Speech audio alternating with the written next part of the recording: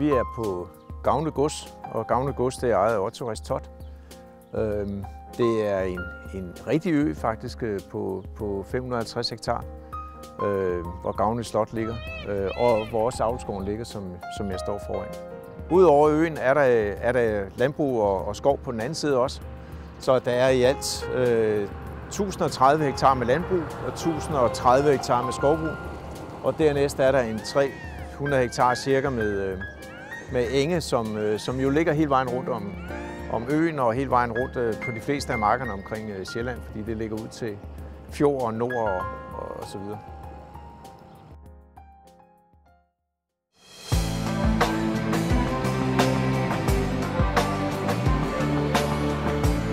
Jeg vil gerne fortælle lidt om rapsmarken, som vi står ved nu.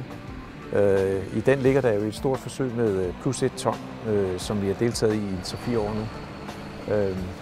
Det er et forsøgsrække, som er anlagt af BASF og i samarbejde med Monsanto og Yara.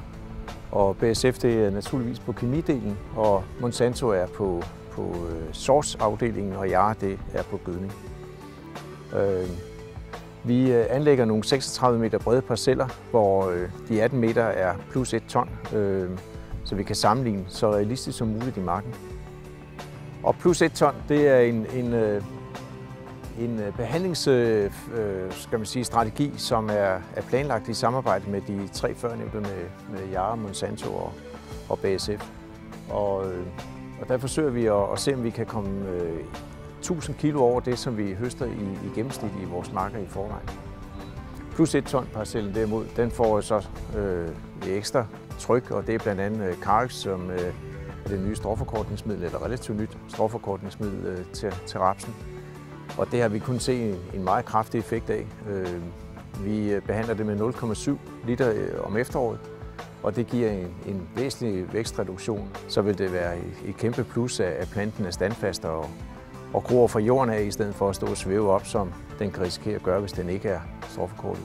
Det Carex den gør, når vi anvender den her i foråret, det er faktisk meget typisk, som vi ser på en af de planter her. Det er, at vi holder topskuddet tilbage, når vi sprøjter. Vi har jo sprøjtet de her planter cirka, da de havde begyndt at strække topskuddet, strække sig en 30 cm, så blev den behandlet med 0,7 Carex. Det vi får ud af det er først og fremmest, at vi holder længdevæksten nede, men vi får også det ud af det, at vi får lavet en anden arkitektur på planten. Og som vi ser på den her plante her, så kan vi se, at den faktisk laver sideskud helt hernede fra. Og de sideskud, hvis vi spiller så et sideskud op, det kommer faktisk op at stå i samme højde som topskuddene. Og det vi får ud af det er jo i den sidste ende, at vi kan lave et par sideskud ekstra på det her, måske en 2-3 sideskud ekstra. Vi får nogle flere knopper heroppe, som bliver til skulpe, og i den sidste ende bliver det så til frø.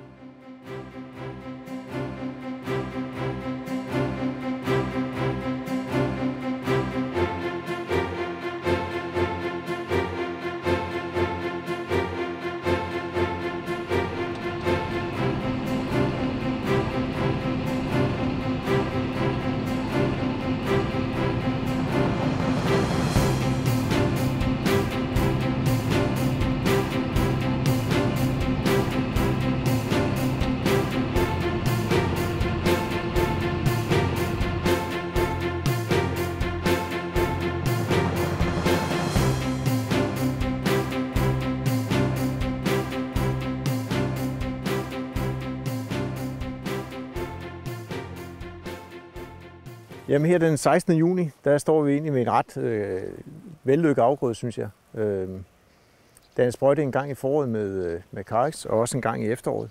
Og så en sprøjte 2 gange mod svampe. En gang ved begyndende blomstring og en gang tæt på afsluttet blomstring. Og der har været tilpas med nedbør, så den er blevet fin i udvikling. Og det vi egentlig bare venter på nu, det er, at den bliver ved med at have vand nok at arbejde med, og så den kan få sol og varme, så den kan få fyldt frøvægten op. Fordi skulperne, de er dannet, og der er en god buskning, når man kommer ind i afgrunden og kigger. Der er stængler, som er fordelt godt nede for bunden af planten og kommer med op. Og når man kigger ind i den, så er den næsten så tæt, som man kan ønske sig.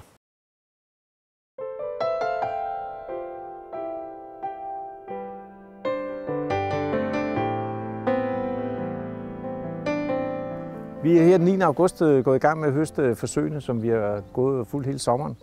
Og det ser spændende ud. Vandprocenten er god, omkring 8, måske 9%. Stadigvæk er nogle af stilkene grønne, og der var jo fristende at lade dem stå, men vi har bare ikke andet at høste, så nu går det løs med raps. Der er en pæn forskel på udbytterne, men de er jo ikke gjort op. Vi mangler jo at korrigere for olie og vand og så videre, men det tenderer til, at det har kunne betale sig at gå og gøre lidt ekstra ved det. Der er også indbyrdet selvfølgelig lidt sortsforskel, men man kan se på luftfoto måske, at vi har lidt dårvildt og lidt kronvildt gående rundt. Og de bygger sådan en lille motorvej ned igennem marken på tværs, men det er jo ens hjerteparceller. Så det er stort set stående afgrøde. Noget af det, der er behandlet ikke er behandlet med plus 1 ton, ligger lidt mere ned, men nemt at køre i og godt at have med at gøre.